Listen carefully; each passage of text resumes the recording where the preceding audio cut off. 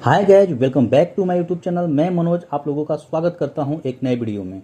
दोस्तों, इस वीडियो में हम अमरनाथ यात्रा से जुड़ी हुई इन्फॉर्मेशन देने वाले हैं। साथ ही साथ बताएंगे कि आप अमरनाथ यात्रा पर कब जा सकते हैं, कैसे जा सकते हैं और इसके लिए कहां पर रजिस्ट्रेशन करना होता है, जाने में कितना खर्च होता है। तो पूरी A to Z information Amarnath यात्रा से जुड़ी हुई इस वीडियो में हम बताने वाले हैं। तो आइए वीडियो को शुरू करते हैं। दोस्तों, अमरनाथ यात्रा जम्मू एवं कश्मीर में होती है, जहां हिमालय पर्वत पर बर्फ का शिवलिंग बनता है और यह यात्रा जम्मू से शुरू की जाती है। तो इस यात्रा के लिए आपको सबसे पहले जम्मू आना होता है। इस यात्रा पर आने से पहले कुछ जरूरी नियमों का पालन करना होता है, जैसे कि सबसे पहले इस यात्रा का रजिस्ट्रेशन करना होता है। यह रजिस्ट्रेशन आप ऑनलाइन या ऑफलाइन दोनों माध्यम से कर सकते हैं।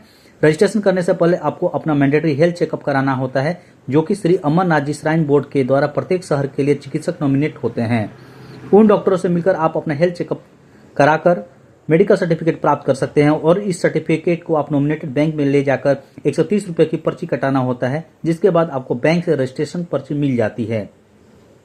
यात्रा पर्ची में जो डेट दिया रहता है उसके हिसाब से आप जम्मू पहुंच जाएं, जहां से आपको यात्रा की RFID कार्ड वहां पर बने काउंटर से प्राप्त करना होता है। उसके बाद आप यात्रा के लिए पूर्ण रूप से एलिजिबल हो जाते हैं। यह यात्रा प्रत्येक वर्ष 1 जुलाई से शुरू होता है और अगस्त के अंतिम सप्ताह तक चलता है और इसका रजिस्ट्रेशन 15 अप्रैल से शुरू हो जाता है।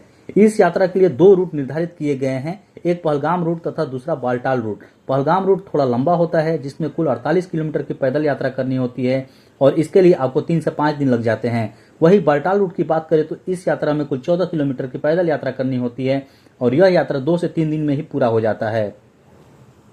तो दोस्तों, हम लोग इस वीडियो में जानेंगे पहलगाम रूट के बारे में। जम्मू के भगवती नगर कैंप से प्रत्येक सुबह यात्रा का काफिला निकलता है और पहलगाम जम्मू से 230 किलोमीटर की दूरी पर स्थित है और आपको पहुंचते हुए शाम हो जाती है।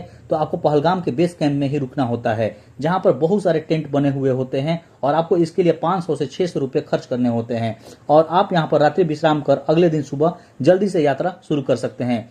इस यात्रा में भोजन के लिए जगह जगह पर बहुत सारे लंगर बनाए गए हैं, जहां पर आपको फ्री में भोजन करना होता है।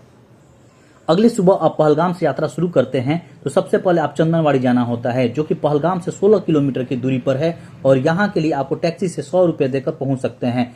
चंदनवाड़ी से ही पवित्र अमरनाथ पैदल यात्रा शुरू होती है, जहां पर फिर से अपना चेकिंग कराकर जल्दी ही भक्त लोग यात्रा पर जाते हैं। चंदनवाड़ी से 3 किलोमीटर की खड़ी चढ़ाई पूरी करके आप पिसू टॉप तक पहुंच सकते हैं। यह 3 किलोमीटर की यात्रा बहुत ही खड़ी चढ़ाई होती है और यहां से 9 किलोमीटर की यात्रा पूरी कर आप शेषनाग तक पहुंच सकते हैं। रास्ते में बहुत ही अच्छे अच्छे दृश्य देखने को मिलते हैं। यहीं पर आपको शेषनाग झील देखने को मिलता है, जो कि बहुत ही अद्भुत लगता है। अमर कथा के दौरान भगवान शिव ने अपने शेषनाग को इसी जगह पर छोड़ा था, जिससे इस प्लेस का नाम शेषनाग पड़ा था। यहीं पर आपको रात्रि विश्राम करना होता है, जिसके लिए यहाँ पर बहुत सारे टेंट बने हुए रहते हैं और आप यहाँ पर भी 500 से 600 रुपए खर्च कर टेंट बुक कर सकते हैं। यहाँ पर भी बहुत सारे लंगर की व्यवस्था रहती है और यहाँ पर भी आप फ्री में भोजन कर सकते हैं। अगले सुबह फिर से आप यात्रा स्टार्ट कर सकते हैं और यहाँ से 4.5 किलोमीटर की दूरी तय कर आप गणेश टॉप तक पहुंच सकते हैं और यात्रा के दौरान सबसे ऊंचा यही स्थान रहता है, जो कि 14,500 फीट की ऊंचाई पर होती है। कहा जाता है कि अमर कथा के दौरान शिव जी ने अपने गणेश जी को यहीं पर छोड़ा था, जिसके कारण इस प्लेस का नाम गणेश टॉप हुआ। कुछ देर यहाँ पर रुकने के बाद आप फिर से यात्रा शुरू कर सकते हैं और यहाँ से 6 किलोमीटर की दूरी तय कर आप पंचतरणी पहुंच सकते हैं, जहां पर आपको फिर से रात्रि विश्राम करना होता है, क्योंकि यहाँ पर पहुंचते पहुंचते आपको शाम हो जाता है। यहाँ पर भी आपको बहुत सारे टेंट मिलेंगे, तो यहाँ पर भी रात्रि विश्राम करने के बाद फिर से अगले सुबह यात्रा स्टार्ट कर सकते हैं और यहाँ से 3 किलोमीटर की दूरी तय कर आप संगम टॉप तक पहुंच सकते हैं। यहीं पर आपको बालटाल वाला रूट भी मिलता है और यहीं से गुफा का रास्ता एक हो जाता है और फिर आप संगम टॉप से 3 किलोमीटर की दूरी तय कर आप पवित्र गुफा तक पहुंच सकते हैं और यहाँ पहुंचते पहुंचते आपको दोपहर हो जाता है। तो आप बाबा बर्फानी के दर्शन कर अपने आप को धन्य समझेंगे।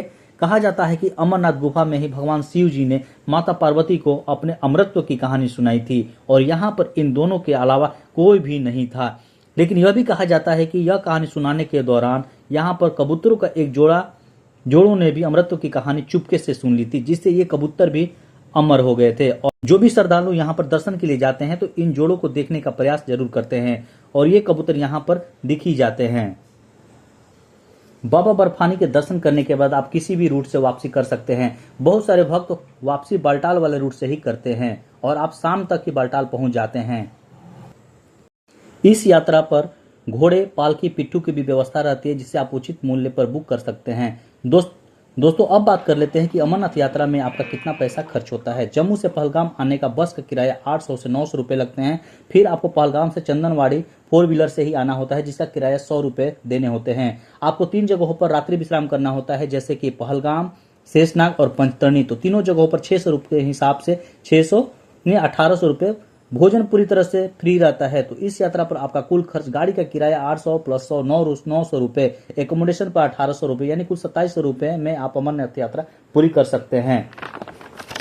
यह खर्च आपका जम्मू से आगे का होता है। जम्मू तक पहुंचने का खर्च आपको अलग से करना होता है। दोस्तों इस वीडियो में मैं आप लोगों को अमरनाथ यात्रा की पूरी जानकारी दे दी है, बजट भी बता दिया है। आशा करता हूं कि यह वीडियो आपको काफी इन्फॉर्मेटिव लगी होगी। तो इस वीडियो को लाइक, चैनल को सब्सक्राइब करना ना भूलें। मिलते हैं फिर से एक नेक्स्ट वीडियो में, तब तक के लिए जय बाबा बर्फानी।